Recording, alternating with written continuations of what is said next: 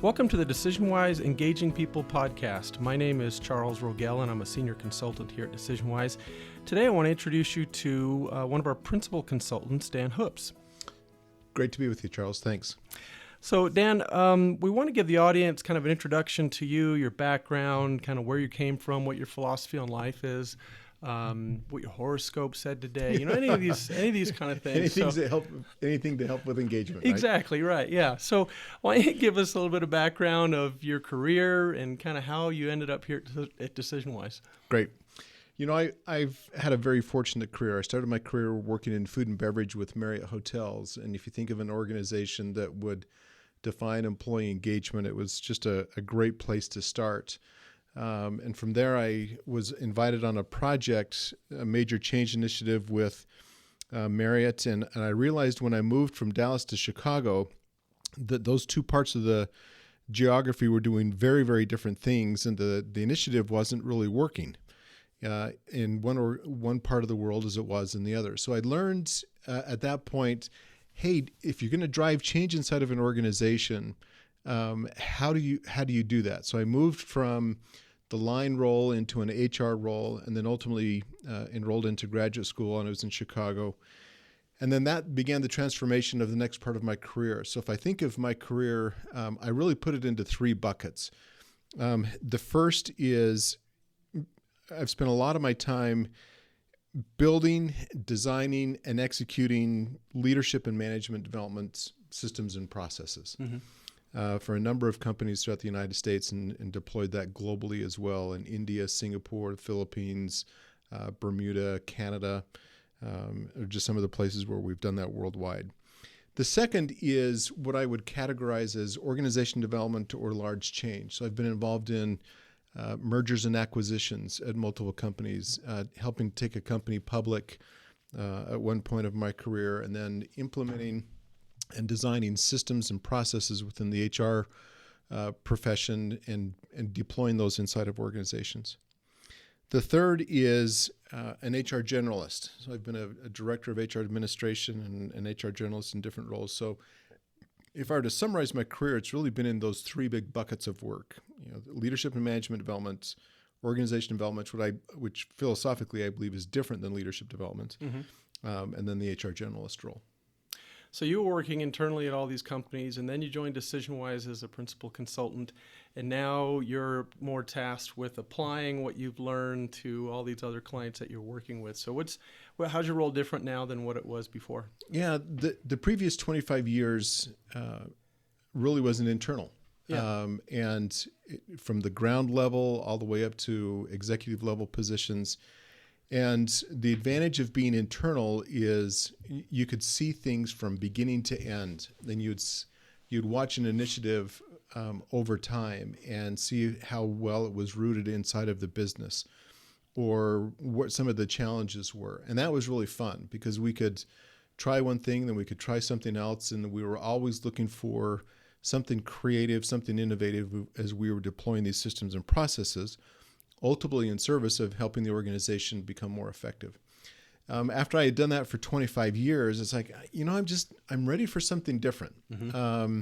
I'm ready for something to kind of scare me in the morning, if you will, when I wake up, something that I've never done before. And that's how I ended up at DecisionWise. I'd never been a consultant before. I'd always done it internal.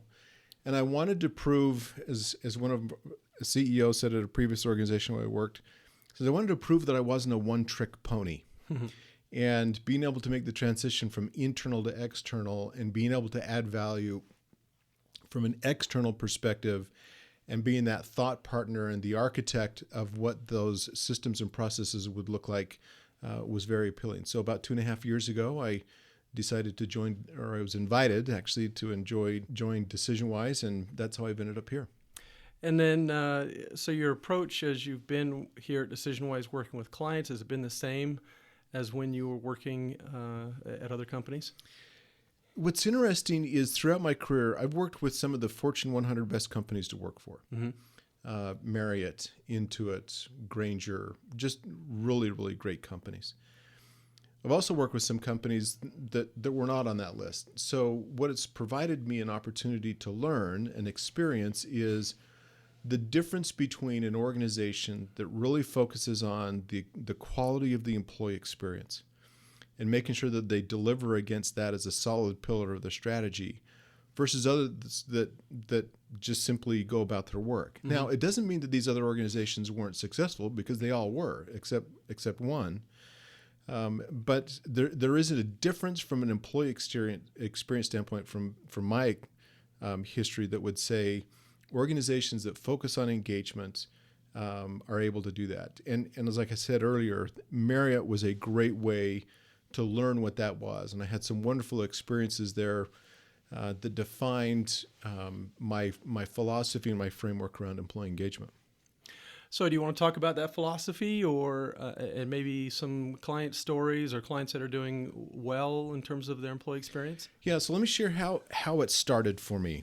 When I was working for Marriott Hotels, I was living in San Antonio, Texas, and I had finally worked for them for a little over a year. So I thought I was on top of the world. I had 2 weeks of vested vacation. Wow. I was making $19,000 a year, and we had just had our second child, and I thought I was on the road to success. Yeah. And the challenge was my second daughter was born with some pretty significant heart defects that we needed to get resolved, or it really would have taken her life. So at 5 months old, she went through extensive heart reconstruction. And what was great for me is, since I had been there for a year and I had this vested vacation time, I could spend time in ICU with my daughter. Mm-hmm. And she was in ICU for about 10 days. She had some complications, and I was like, this is great. Nobody has ever paid me in my entire life to take time off. And Marriott is providing this time, and I had wonderful healthcare coverage. And it's like, I had no worries from the work side, from my family side, and I could focus solely on my daughter. Well, I was going back and forth to the hotel at work, and I'm at work one day, and my boss's boss's boss, 3 levels up in hierarchy. We had almost 1,000 employees in this hotel, and he was a member of the executive team there, and we just started to talk. You know, how's your move to San Antonio, and how are things with Marriott, and what do you like about your job, and what are your aspirations, and then how is your family? And I said, family's great. And he says, I understand your daughter's in the hospital. I said, yeah. And you know, Eves, we've got great healthcare coverage, and I'm able to spend time there. And he's like, that's what I want to talk to you about. How are you able to spend time in the hospital? I said, well, that's the great thing, is I have this vacation time for the first time in my career, and I'm using my vacation time to be in the hospital. So that's what I want to talk to you about, because I don't think that's right. What I'll do is, for every day that you turn in as vacation while you're in the hospital, I will match you a day. And what happened was, now there wasn't a policy or a procedure or anything that said, hey, go check on the employees. You know, it wasn't a checklist thing at Marriott. Yeah. It really was part of the culture, started by Bill Marriott. It says, take care of the employees and they'll take care of the customers. So Eves was just doing what came naturally within the culture of Marriott, of taking care of the employees. Well, through that experience, the term that I use is he bought me. But he bought me emotionally and connected to the company in a very, very positive way. And my discretionary effort increased. My loyalty to the organization still stands to this day. I'm almost lifetime platinum with them, as much as I've traveled. I'm just a Marriott fan because of that experience. So that's what, for me, defined kind of my philosophy around employee engagement, which is take care of the employees, and then they'll take care of the customers, and the customers will take care of the shareholders. Excellent. So any other client stories you want to share about work that you've done here at DecisionWise, or any even stories from your past career? Yeah, I was just working with a company recently in the South, and they're just beginning their journey around the employee experience.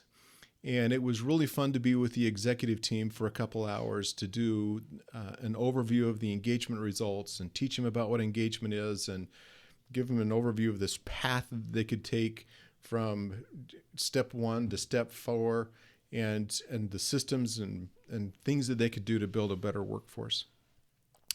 Well, ultimately, we were invited back to do a couple things that helped them accelerate that journey. And a half day was spent with the entire HR team and building their capabilities so that they could partner with their leaders in the business to help put plans, actions, and philosophy into place across the broader organization. And then the next half of the day was spent with line leaders and high performers out of their high potential pool that were identified to create the action plans. Yeah. And what do we do with that? So it was really rewarding to be with them on the front end of the process and see how excited they are and what the leaders are trying to do and how they're implementing it and why it's strategically important for them as a business and what they need to do and what their expected return is. It's really in contrast to, I'm working with a really large healthcare organization that is fairly mature. They've been doing employee engagement surveys since 2011. They've had increases in participation and engagement year over year. They're much more sophisticated in how they use their action planning teams. They call them ambassadors. They have quarterly meetings with these ambassadors to see how things are going. They're tying it into patient sat and correlating it with other key metrics. So it's what's rewarding for me is the variety of clients that we get to interact with along this continuum of engagement that helps them understand whether I'm either just beginning the process or I'm fairly far down that road. What's interesting from the DecisionWise standpoint, one of the things that was attractive for me when I decided to join here were the offerings. When we think of engagement, it's not about the survey for me. It's about ultimately what does the survey inform me. So at the beginning of the process, it's informing me of, okay, what is my baseline and how are things going and what do I need to fix? And ultimately, the use of the survey, I think, informs us of whether we've been delivering as an organization against what our employee promise is. And there are different solutions or different initiatives or processes, procedures that go along that continuum. So part of the client stories and examples for me is just the wonderful variety of clients that we get to work with and help them along that continuum. Excellent. So for you, it's obvious that you enjoy working with clients, but also seeing the outcome of their efforts, seeing the change being made as you're able to work with an organization. Anything else you want to share in terms of your background, experience, or work with DecisionWise? One of the reasons that I decided to, when I left leadership development, when I left organization development as an internal professional, and deciding to focus on employee engagement is because of the belief that I have that the quality of the employee experience really is the front end defining moment of how the rest of my career will go. Mm-hmm. So I think of why organizations attract individuals or why they're retained. My decision was it's important enough for me because I've had enough quality experiences and enough suboptimal experience as well to say if I can help organizations improve the quality of their employee experience and build the capabilities of their leaders to create that environment and that experience, it would be really meaningful for me in my career. Excellent. Well, Dan, thanks for the introduction, the stories, and understanding a little bit more about you and your background and experience. And thanks, everyone, for joining on our podcast today. Pleasure. Thanks for having me.